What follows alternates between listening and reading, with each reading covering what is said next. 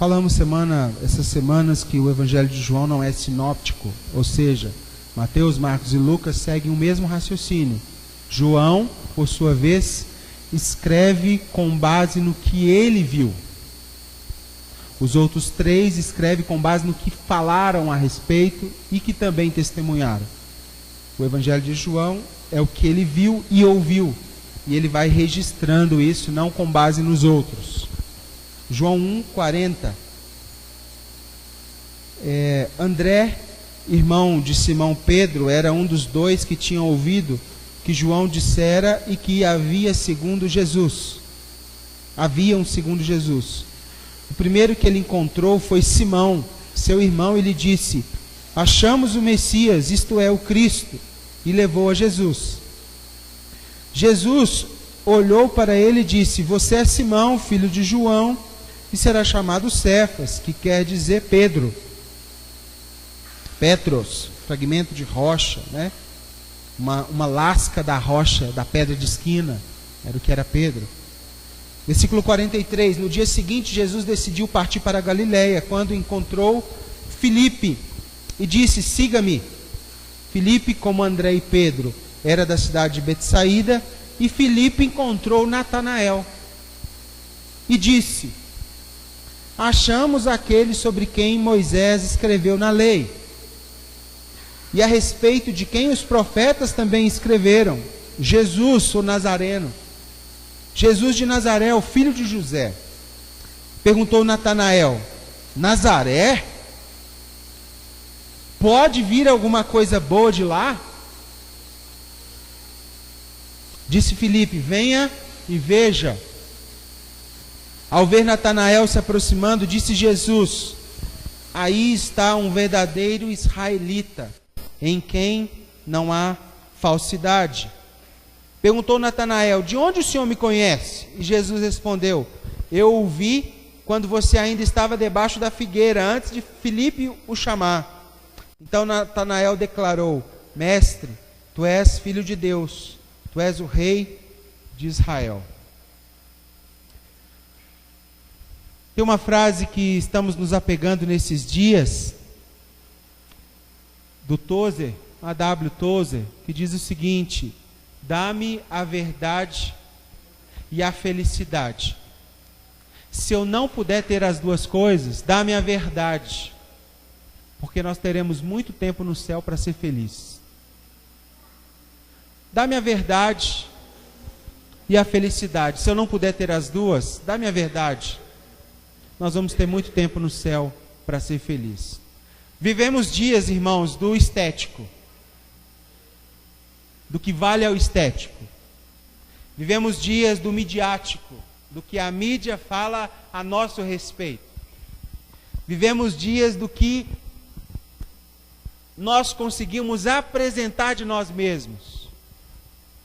Ninguém está muito bem interessado em saber quem de fato você é. O nosso livro de rosto, ou melhor, o nosso Facebook, já fala de nós. O Instagram bem elaborado, bem construído, com uma foto com um iPhone 7 Plus, modo retrato, ou um Xiaomi Redmi 5, Note 5, né, Ju? Note 5. Com boas fotos. É uma ótima ferramenta hoje para se construir quem a gente é. Ou um Twitter com milhares de seguidores. Pessoas que, eu sigo esse cara. E um dia, eu conversando com um irmão, no meu Twitter tem um negócio, um bannerzinho assim, essa moda de seguir veio há muito tempo atrás. E tem Jesus com a cruz e os discípulos.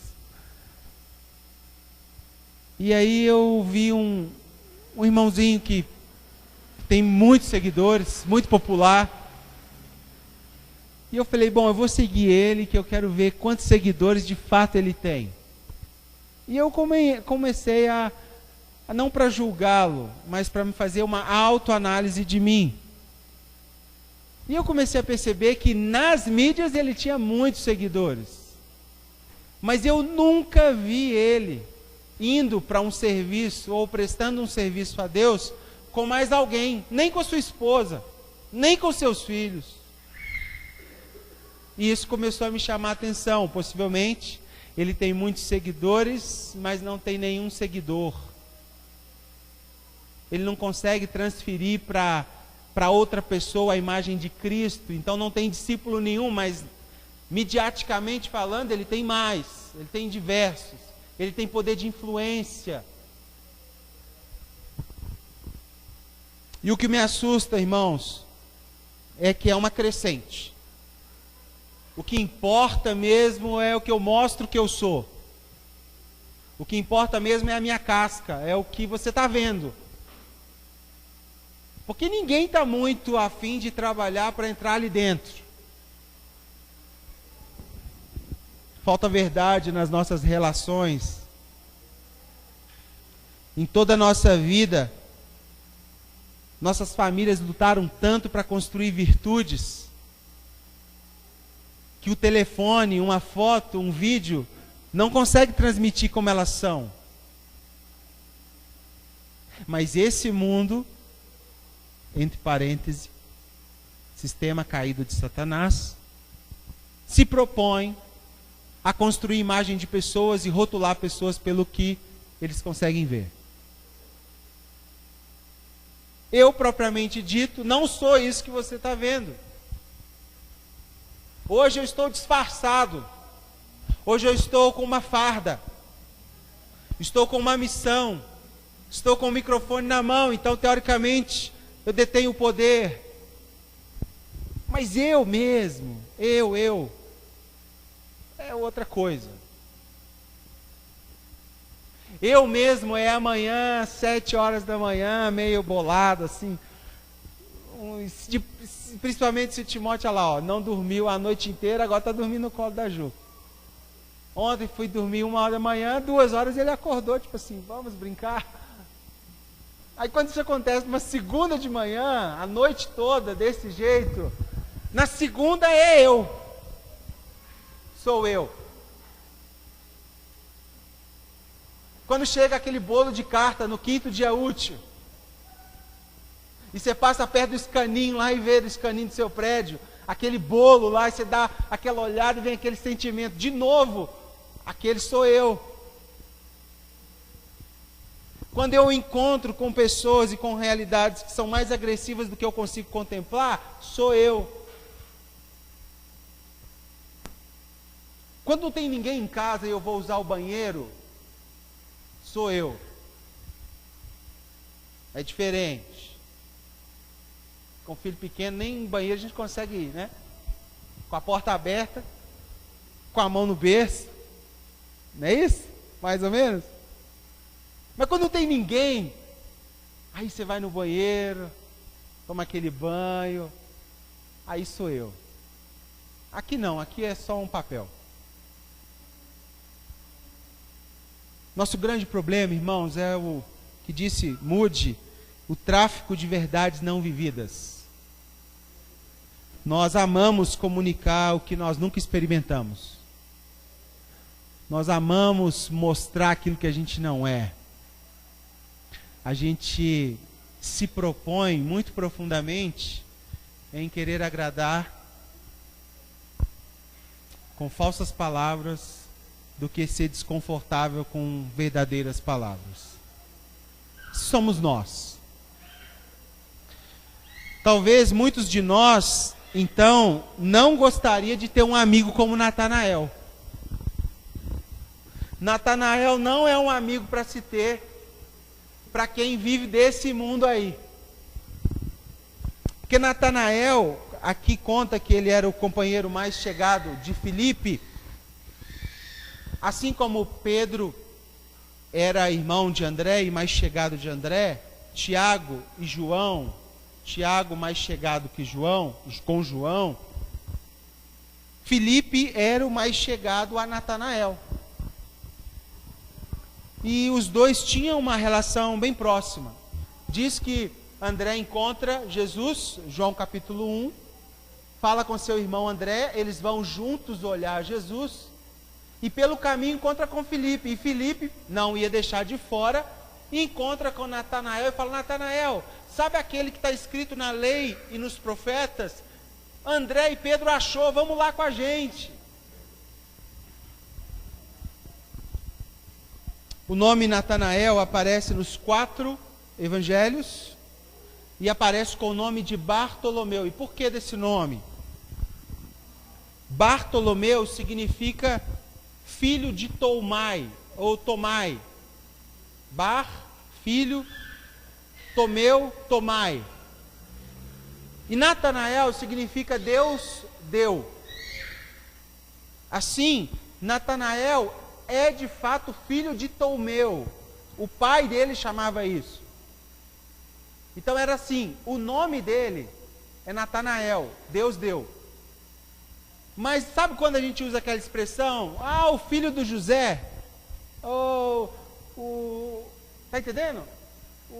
A Dalva, filha do Osvaldo. Então Natanael Bartolomeu, filho do Tomeu. Por isso, na Bíblia, tem essa dupla forma de chamar a mesma pessoa, mas o nome dele é Natanael. Hoje eu gostaria de focar, então, em um ponto central da vida desse homem, que tem a ver com essa introdução que fizemos. E ela está aqui no versículo 47. Não, 46 primeiro. Perguntou Natanael: Nazaré? Pode alguma coisa boa vir desse lugar? Quando eu digo que muitos de nós não gostaria de ter um amigo como Natanael, é que ele não poupou uma pergunta, mesmo com indicativos, grandes indicativos que aquele era o Messias. Pedro e André tinham respeito de toda a comunidade judaica. Chama Filipe. Filipe era um amigo dele, pessoal, próximo. E mesmo assim, Pedro, André, Filipe falando que aquele era o Messias, ele faz uma pergunta: peraí, ele é de onde? E eles respondem: Nazaré. E ele não aplacou sua sinceridade. Como assim? Daquela comunidade lá pode sair alguma coisa boa? Daquela cidade pode vir alguma coisa que presta? Filho de José, o carpinteiro? Mais ou menos o seguinte, sabe quando a gente, quem vem do interior sabe o que eu estou dizendo, faz negócios, e aí chega o filho do fulano para fazer negócio na venda, e o dono da venda pergunta assim: você vai levar o que hoje, filho do fulano? E as pessoas se conhecem pela autoridade familiar que existe sobre aquela pessoa. Então, o cartão de crédito naquela época não era de plástico, era no fio do bigode, não é isso? Eles anotavam. Eu sou dessa época, ia comprar o feijão a granel para minha mãe, e eles anotavam num papel de pão, aquele papel tanto, filha do Gonçalo. Mas minha mãe tem 17 irmãs, então tinha que colocar o número, né? Ou então o nome. Mas filha do seu Gonçalo, assim que eles colocavam lá no caderninho, na vendinha. E aí Natanael faz uma pergunta: pode vir alguma coisa daquele lugar? Segundo, filho de José, está de brincadeira. Irmãos, o aspecto mais importante e que eu quero sublinhar nessa manhã é a sinceridade do coração desse discípulo chamado Natanael. O aspecto do caráter desse homem, inclusive, foi expressado pelo próprio Jesus. Olha o versículo 47. Ao ver Natanael se aproximando, disse Jesus: o próprio Jesus. Aí está um verdadeiro israelita em quem não há falsidade, ou em quem não há dolo. Na sua palavra, na sua Bíblia pode estar dolo. Imagina uma coisa comigo, imagina o próprio Jesus te elogiando no primeiro encontro. Ou melhor, te elogiando sem conversar com você, sem nunca ter te visto, entre aspas. O mestre aqui, ele já conhecia Natanael, ele não precisava de ninguém testemunhar a respeito desse homem para ele. Talvez, teologicamente, poderíamos dizer, ele saiu, Jesus poderia dizer, você saiu daqui, antes da fundação do mundo eu te conhecia, e lá no ventre da sua mãe eu te teci, Jesus poderia dizer para ele. Mas Jesus bate o olho e faz um elogio que muitos de nós gostariam de ouvir. Esse homem é verdadeiro. Esse homem não é falso. Ele é sincero. E as primeiras palavras de Jesus, então, foi um elogio. E a palavra nele não há dolo significa ele não nos atrai ao engano. Ele não tem astúcia no seu jeito de ser. Ele não é uma fraude. Ele não age com malícia, sabe? Aquele negócio assim, faço isso e se fizer isso eu devolvo assim. Com frequência, nós ouvimos discursos elogiosos em funerais, né? A gente vai no funeral de alguém, no velório, aí chama o pastor para dar uma palavra, o pastor chega lá todo acanhado, porque não pode falar mal do morto, né? E um dia, quem me ensinou essa parte no seminário contou histórias, né? A gente ria muito, mas um dia o pastor Márcio dando essa aula para nós, ele falou o seguinte, que um pastor chegou para fazer o velório do irmão, e aí ele começou a falar as qualidades do irmão, só que aquelas qualidades existiam só na boa intenção do pastor. E a esposa do lado, sentadinha assim, amuada, né, cara baixa, e ele começou a falar. Certamente esse homem foi acolhido no céu. Os anjos vieram receber com gozo, porque ele acrescenta com a presença dele no céu. E a mulher começou a olhar para ele. Esse homem bom, esse homem que sustentou sua família, e ela não aguentou. Levantou, foi na irmã que chamou o pastor para dar a palavra, falou assim, ô irmã, eu acho que ele entrou no velório errado. Porque meu marido não era esse não. Então, em velórios, em funerais, no final da vida, a gente tem o costume até de transformar mau caráter em bom caráter. Só para fechar o caixão. Não é isso? O cara foi um crápula. Só que naquele dia ninguém pode falar nada. Falamos coisas bonitas. Pensamos lá da vida dele com lupa. Uma ação. Em cima daquela, assim que eu aprendi. Se o cara não for muito bom, for traste, tenta olhar alguém que conhece a vida dele para pensar uma coisa boa e você só fala aquilo, não fala mais. Fala aquilo e ora e acabou. Ora pelas famílias tal, e está resolvido. Mas a gente é de receber elogios ou de fazer elogios nessa hora. No caso de Natanael foi o contrário. Primeiro, foi no primeiro encontro de Jesus. Foi quando Jesus olhou para ele pela primeira vez. E ele já liberou palavras de afirmação. Já imaginou você encontrando com Jesus logo no primeiro encontro?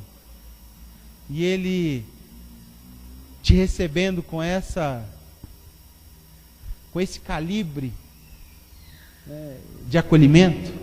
Aí, ó, que isso?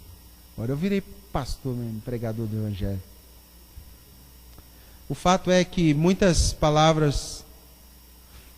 essas palavras falam muito sobre o caráter de Natanael.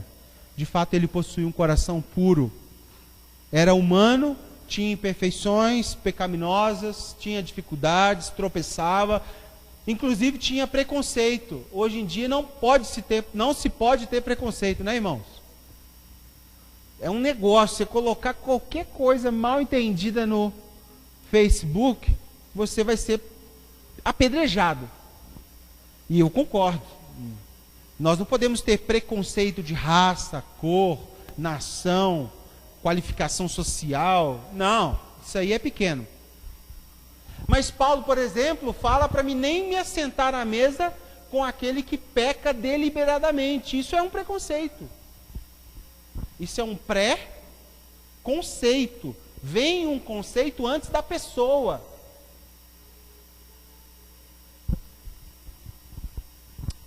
E Natanael tinha preconceitos não tão legais. Ele olha para o Messias e fala: será mesmo? De Nazaré? Será mesmo? Filho de José? Mas o que é lindo nisso é que esse preconceito era fundado pelo desejo de encontrar a verdade. Tinha um amor, um fervor por Deus e pela promessa da vinda do Messias que o fazia questionar os falsos. E não sei se você sabe, na época de Jesus, muitos antecederam Jesus se autoafirmando como Messias. Inclusive, se você buscar aquele documentário lá no Discovery, tem alguns que fizeram milagres. O que conseguiu cumprir o máximo de profecias messiânicas foi 7. Jesus cumpriu 44 profecias. Tinha um lá em Israel, que nesse documentário mostra, que ele pegava uma varinha de madeira, fazia um círculo e orava para vir chuva do céu e só chovia dentro do círculo. Inclusive lá na cidade onde ele fazia isso, existe tipo um monumento, que eles registraram esses sinais dessa forma. Então, sinais ali, já tinha um pessoal que fazia. Milagre, já tinha um pessoal. E isso não era suficiente para Natanael acreditar que aquele era o Messias. Ele precisava ver. Ele precisava ter um encontro. Me leva lá. Então Jesus utiliza esse adjetivo verdadeiro, ou aletos, no grego, né? Fala de uma verdade, de uma realidade, que é certeza. Há uma autenticidade, há algo que é genuíno. Ontem eu parei o carro numa vaga, quando eu voltei estava escorrendo água no motor assim. Aí eu abri o capô, uma mangueirinha lá de conexão entre o radiador e o reservatório de água, deu uma trinquinha, quando o carro esquenta, a trinca abre e vaza. Quando o carro está frio, não vaza. Fui na concessionária, fui na loja para comprar a peça. E o rapaz perguntou assim, e eu estudando esse negócio aqui, e o rapaz perguntou assim para mim: você vai querer assimilar ou a original? Porque se for assimilar, assim, daqui a um tempo você vai ter que trocar, mesmo se ela não furar. Mas se você quiser original GM, o valor é o dobro. E aí o Espírito Santo falou assim: entendeu? Para ser verdadeiro custa mais caro. Para ser verdadeiro, irmãos, hoje, nesses dias que estamos vivendo, está custando muito caro. Jesus aqui chama ele de verdadeiro israelita, não por ele ser filho de Abraão, mas por causa da sinceridade do judeu. O judeu é tipo mineiro, é desconfiado, não engole qualquer coisa, questiona, faz pergunta. Opa, esse cara é verdadeiro, um verdadeiro israelita. E sabe o que eu percebo? Que a hipocrisia não é um problema novo. A hipocrisia de pessoas se mostrando uma coisa e sendo de fato outras é um problema antigo. Olha comigo em Romanos 9. Romanos 9, 6. Estamos juntos?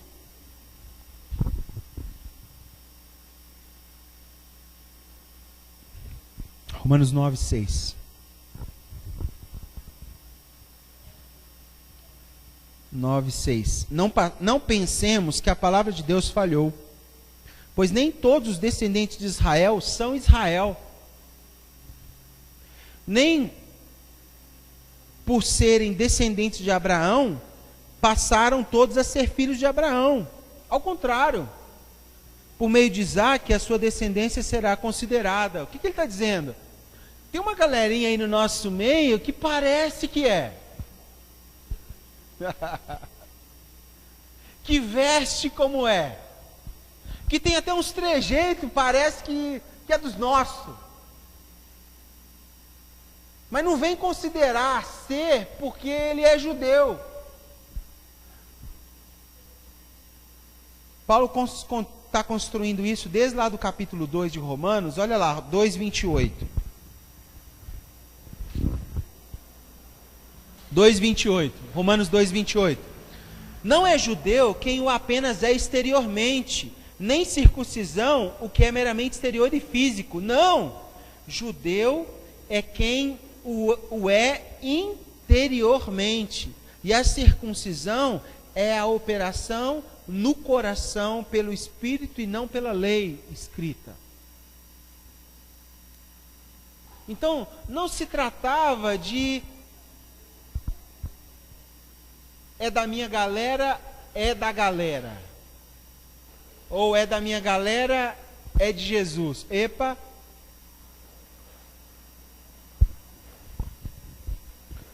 Eu gosto de pensar porque essa palavra verdadeiramente aqui, aletos, em João 8,31, Jesus fala assim, olha, aquele que me ama, ama meu Pai e guarda as minhas palavras, esses verdadeiramente são meus discípulos. Esses verdadeiramente me amam. E é a mesma palavra, aletos. Hipocrisia, os hipócritas, não era algo incomum nessa época aqui. Antigamente a hipocrisia era uma praga que afetava até os altos padrões de liderança de Israel. A saber dos fariseus, Jesus mesmo disse, vocês colocam julgos pesados nas costas dos irmãos, mas vocês não se movem nem um dedo para fazer o que vocês falam. O próprio Jesus disse, façam o que eles falam, mas não façam o que eles fazem, porque eles não vivem o que falam. Eles são hipócritas. Alguém que responde, mas responde o que você quer ouvir. Eles são intérpretes. Eles estão mais ligados ao culto, ao clero, ao domingo, ao templo, do que propriamente a uma vida que encarnou dentro deles, chamada Cristo. Então vai dando sábado à noite, ele aperta um botão de piloto automático, amanhã é domingo, domingo é sagrado, sagrado é igreja, igreja de manhã. Lá na igreja, sou crente, crente, que canta para Deus, canto para Deus e escuta a palavra, leio a Bíblia, respeito o templo, só que amanhã é segunda. Conclusão: Natanael não era dessa laia. Lembra da minha exposição segundo o profeta Chorão, do Charlie Brown Jr.? Meu escritório é na praia, eu estou sempre na área, mas eu não sou daquela laia não. Não me coloca nessa farofa. Eu quero saber onde está o verdadeiro Messias. É de Nazaré? Não, já tem um ponto a menos. Se ele veio de Nazaré, talvez o André chamou ele no canto e falou assim, está esquecendo lá na lei que fala que ele seria nazareno? Então, Menos.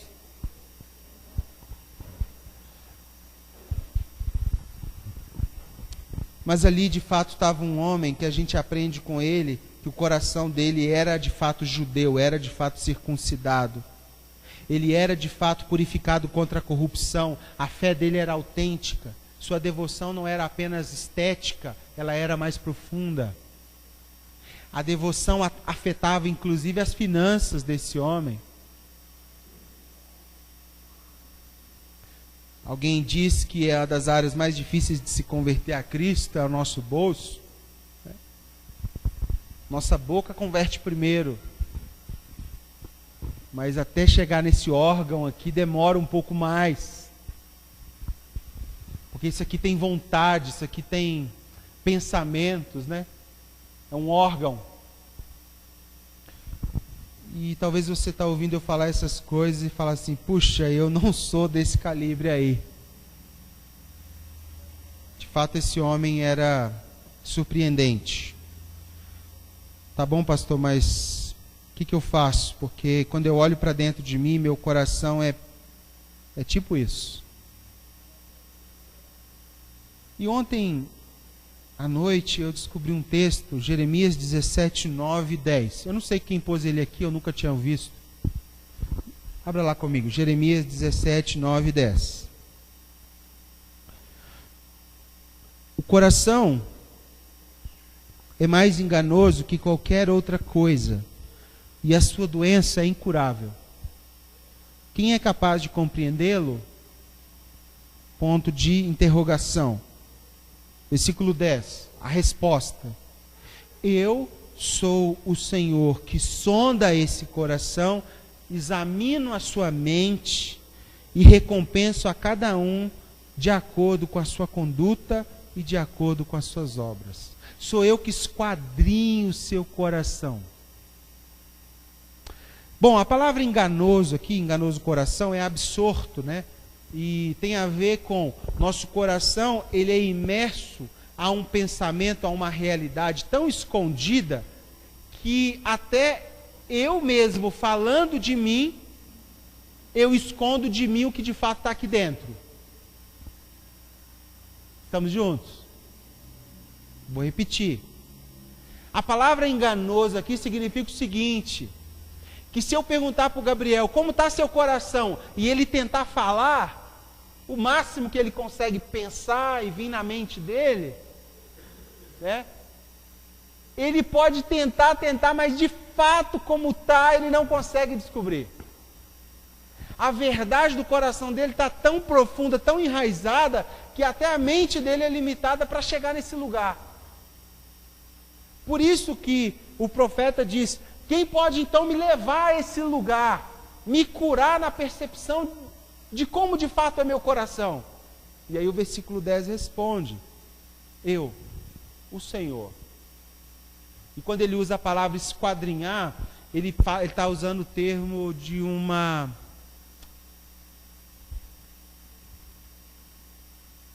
um cutelo, não, porque o cutelo muitas vezes é menor para sangrar e o bicho morrer, mas existia um cutelo maior com a ponta, tipo um chifre assim, que ele abria espaço dentro do animal. Então você vai num açougue, chega o boi, tem aquela fininha que desossa, não é isso? Antes lá quando matou o cutelo, a outra que desossa, mas tem uma que é uma faca assim, e a ponta dela é tipo um chifre assim virado, que ela entra, ele faz esse movimento e vai até o lugar que ele quiser. Ele está usando essa palavra, sou eu que rasgo o seu coração e vou aonde tem que ir.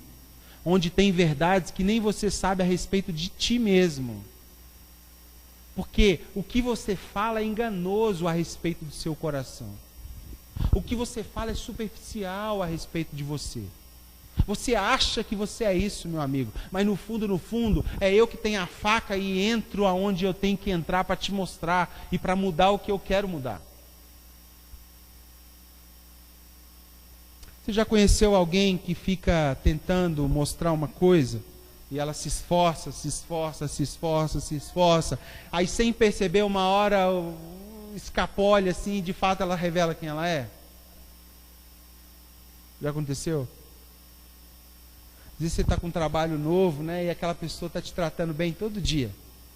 Aí no primeiro dia que você pisa na bola, ela de fato mostra que ela é. Não é isso? Aí você fala assim, mas onde estava aquela pessoa até ontem?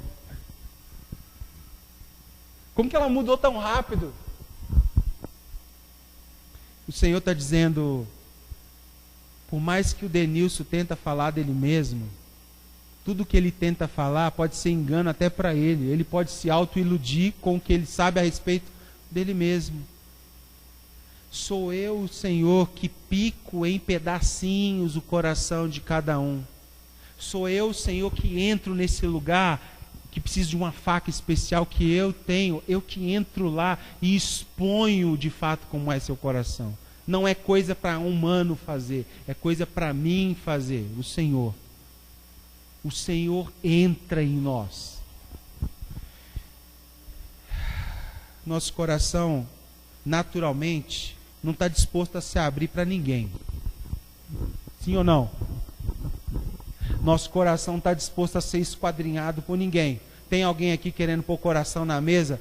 Eu tenho uma faquinha boa lá em casa. Não pode falar em faca não, esses dias aí, tá tenebroso. Alguém vai sair daqui e falar, o pastor pregou sobre a faca. Pode dar problema. Mas nós, naturalmente, irmãos, somos enganosos. Nós mostramos o que a gente deseja. A gente se relaciona como a gente se interessa. Há uma falsidade sistêmica quando a gente se mostra para o outro. A gente aprendeu isso com a queda. E Natanael está nos chamando para esse lugar que as coisas são diferentes. Para as coisas onde, custe o que custar, eu quero a verdade. Mas vai doer muito. Eu quero a verdade. Se você fosse uma esposa casada há 45 anos, marido ótimo, paga todas as contas, te trata bem, te leva para jantar no aniversário de casamento, te dá presentes mensais. Nossa, aí foi demais, né? Ontem eu fui comprar o presente da minha esposa de aniversário, e aí combinei com um cara lá no BH Shop, cheguei lá, aí ele estava com a esposa. E aí eu paguei ele, peguei, aí a esposa dele fez questão de fazer essa pergunta. É para sua esposa? Eu falei, é uma data especial? É presente de aniversário. Aí ela deu uma cutucada nele e falou assim, tá vendo? Tá vendo que marido bom, exemplar, comprando presente? Aí eu virei para ele, falei assim, rapaz, eu não queria te colocar em saia justa. Aí eu chamei ela no cantinho e falei, mas eu não sou tão bom assim. Talvez isso aqui é uma recompensa para ela não desistir de mim. Para ela continuar lutando do meu lado. Porque no fundo, a senhora não me conhece, eu sou muito pior do que você imagina. Meu temperamento é péssimo. Sou bem mais ou menos pai. E sou um decadente marido. Mas como assim? Eu falei, bom,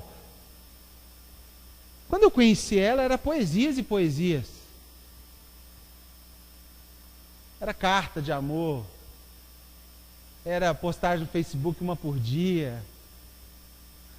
O bom dia não era bom dia, meu amigo. Era, né, Fernando? Igual o Fernando até hoje. Né, Fernando? Hoje, é aquele bom dia lá, a mesma coisa. Bom dia, amor. Bom dia para quem? Você dormiu alguma coisa? Porque eu fiquei a noite inteira com o Timóteo. Você fez o quê? E ela amamentando a noite toda e eu insensível de perceber o cansaço e os 10 minutos a mais que ela teve de sono a mais do que eu. Então fui. Mas não é natural esse movimento de reconhecer que o que a gente mostra é muito diferente do que a gente possivelmente é. E Natanael está nos convidando a entrar para esse lugar de que de fato a gente é. Não, então pastor, você está falando o seguinte, eu falo tudo na lata mesmo, eu tiro a espada e passo a espada, eu corto a orelha, é isso? Não, não é isso não, meu amigo, isso é imaturidade. Porque até a verdade, ela tem um como ser verdade. Natanael disse o seguinte, eu duvido que de Nazaré venha alguma coisa boa, eu duvido até que da casa de José pode vir alguma coisa boa, mas me leva lá. E se for ele, eu vou fazer uma pergunta e eu vou ter convicção, porque eu estou aguardando esse Messias a minha vida inteira. E ele chega perto de Jesus, antes dele falar, não deixa ele falar nada, fala assim, você é Natanael. Aí na cabeça dele já dá um nó, né? De onde que ele me conhece? Nó, o que eu fiz? Ele me viu saindo do boteco, do motel? Onde? Onde que ele me viu? E aí Natanael se curva e fala, realmente você é o Messias. Você é o verdadeiro. Você é aquele que meu coração anela, anseia. David, mas então não é natural? Não, não é natural não. Ser sincero, não é natural. Lembra de quando Davi deixou de fazer o que tinha que fazer, saiu fora da posição, e aí acabou no lugar que ele queria e não que Deus queria? Lembra disso? Lembra de quando o homem, segundo o coração de Deus, deveria estar na frente da batalha, e aí ficou em casa, no alto do aposento, viu uma mulher tomando banho, devia ser, não qualquer mulher, né? Porque o cara tinha 1000 se quisesse, e ele se dobrar aquela, que era mulher de outro, mais ou menos não era. Aí ele vai lá, manda a galera ir para a guerra, já está na guerra, manda chamar a mulher do cara, Urias. E aí, para mim, burrice, porque caiu no olhar, beleza, mas pedir para chamar mais perto é cair dentro da cova, não é isso? Chamou mais perto, ela deve ter ido, né, no trato, porque o rei que está chamando, bateu o olho e apaixonou. Tem um plano maravilhoso, o homem segundo o coração de Deus, vão matar esse camarada, marido dela. Talvez, sabe por quê? Porque no fundo, Davi pensando, eu quero ser um marido melhor do que Urias.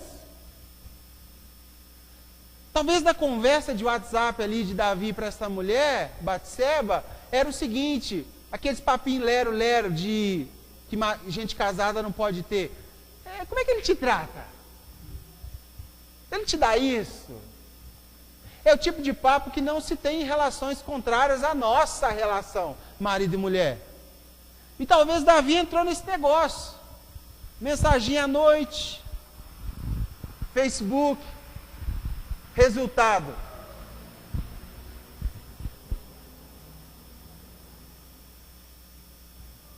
Cama. O homem, segundo o coração de Deus, cama, adultério. Ao coração enganoso. Pior, não se arrepende. Tem um plano maravilhoso. Chama Urias e manda Urias então limpar minha barra.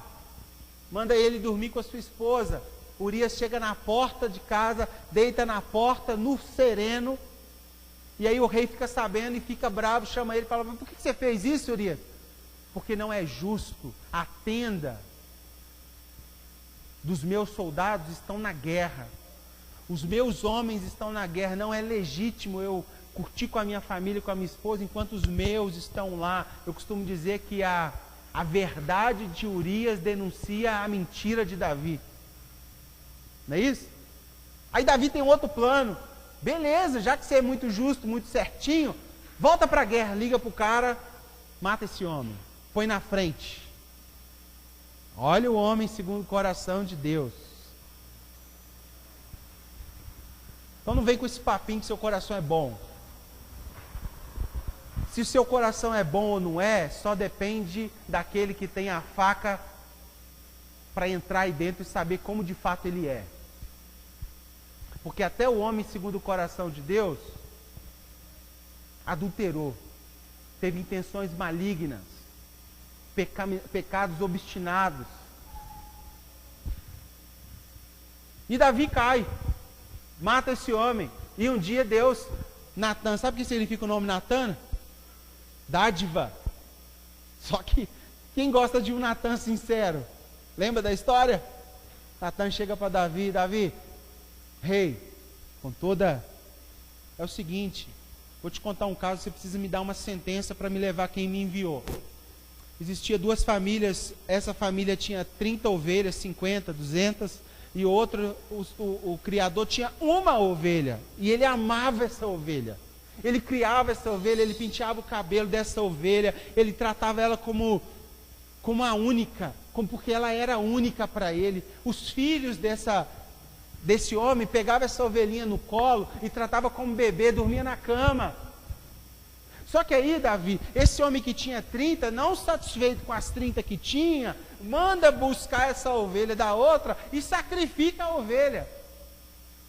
O que você acha que esse homem merece, Davi?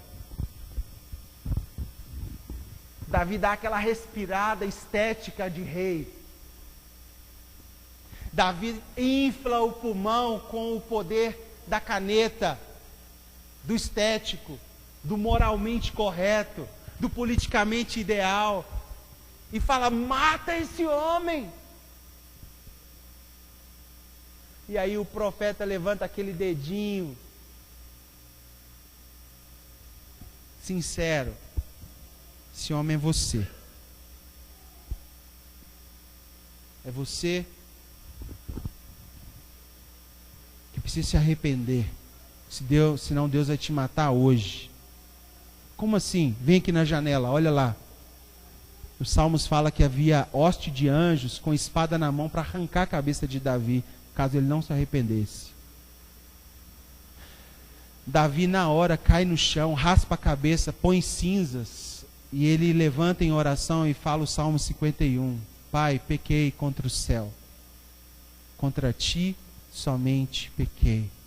Lava-me com hisopo e ficarei limpo. Cura-me do meu pecado e voltarei a viver. Não retira de mim o desejo pela salvação. A sua salvação é a minha vida. Exponha a minha verdade no íntimo. Está entendendo isso?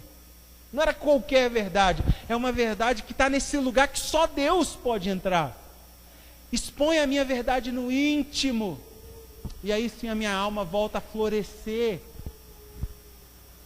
Palavra íntimo, Salmo 51, 6. Regiões interiores, recantos secretos, partes internas. É o reconhecimento, irmãos, de um homem que se deparou com o tamanho da integridade de Deus. E o que nós cristãos precisamos hoje para legitimar nosso movimento é um testemunho que chega antes do que a gente fala. É uma vida dos nossos filhos que falam a nosso respeito. É a maneira como a gente compra, vende, dá, troca, paga, que pode ser colocada como uma forma de ver Deus. E a gente só vai conseguir isso se o Senhor nos alcançar com sinceridade. Se o Senhor se aproximar de nós e mostrar o que de fato tem valor. Só vamos conseguir isso se o Senhor pegar na nossa mão com aquela faquinha bem afiada. E se você não tiver uma pedra boa, lá em casa tem, né, Thales? Grão 400, grão 1000. Corta até fio de cabelo. Peça o Senhor para entrar nesse lugar. Que vai para além do estético. Que vai para além do que você mostra para as pessoas. Minha oração essa manhã é que a gente aprenda com Natanael que é melhor ser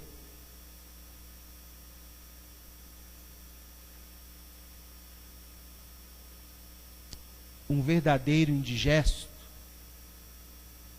do que um falso boa gente que falta com a verdade.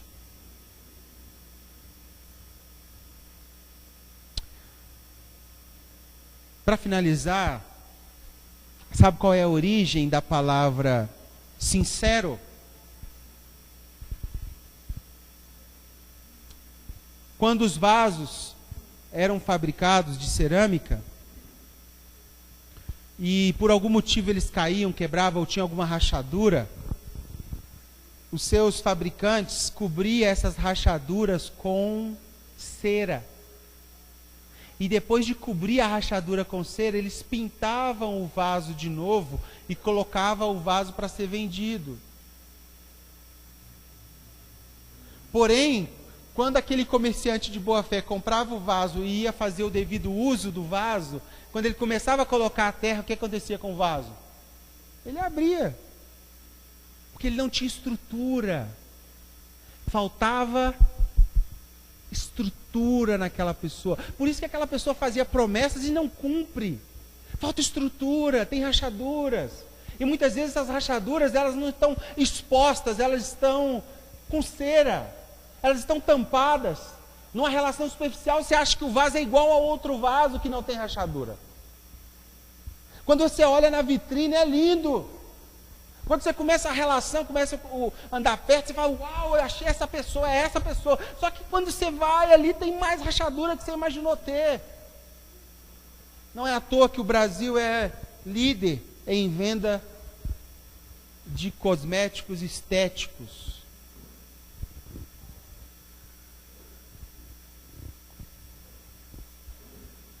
Então, aqueles clientes voltavam com os vasos quebrados e diziam o seguinte: eu quero um vaso sem cera, sine cera. Eu quero um vaso sincero, estável, que não tem rachaduras, que suporta o que eu vou fazer com ele, sincero, sem cera. Eu não quero um disfarce, quero um vaso sem cera, sincero. Pastor, mas eu sou esse homem aí com rachadura. Eu estou todo arrebentado. E eu estou precisando saber uma solução, porque de fato eu não sou Natanael. Bem-vindo ao time. Se você conseguir dizer isso, possivelmente você acordou. E Jeremias 18 diz o seguinte: que existe uma solução para todos aqueles que são vaso quebrado, vaso rachado. Tem um jeito.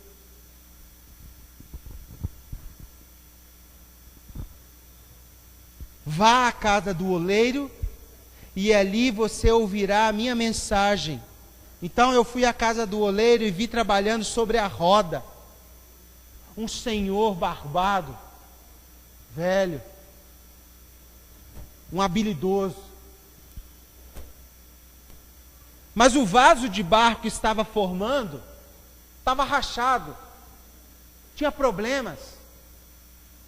E em vez desse velho passar uma cerinha e passar a tinta, sabe o que ele faz? Sabe o que ele faz? Ele desmancha todo o vaso. Ele volta você à origem. Ele põe você como massa nova. Ele vai tirando aquelas pedrinhas que ficou no meio da massa e que atrapalha a liga da massa. Ele, com suas mãos poderosas, ele põe a mão na massa, na roda, a massa sobre a roda. E esse vaso que estava se formando se estraga e ele refaz o vaso. E ele molda de novo o vaso. E ele molda não de qualquer forma, ele molda conforme a sua vontade. Uau! Não é o coração que eu quero ter, é o coração que ele tem para mim.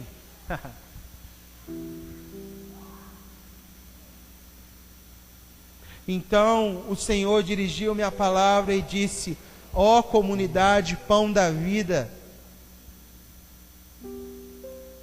será que eu não posso agir com vocês do mesmo jeito que eu fiz com essa massa? Será que eu não posso fazer em nós, que Ele não pode fazer em nós, como barro nas mãos do oleiro?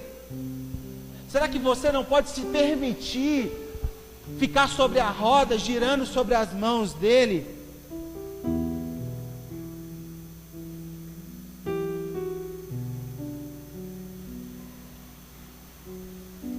E a minha oração essa manhã é que Ele nos faça de novo, como vaso sem cera, vaso sincero. Que você tenha coragem de reconhecer as suas rachaduras, de reconhecer suas ceras, seus movimentos enganosos.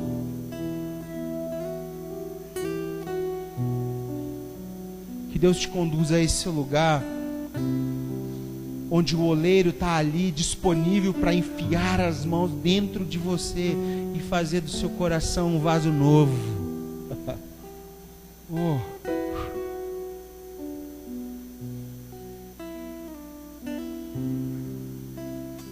Te convido a um momento de fraqueza.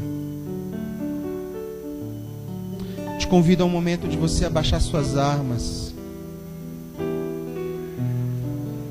e orar comigo pedindo purificação. Purificação, Senhor. Purificação, porque nós queremos a Tua verdade em nós. Uau. Oh.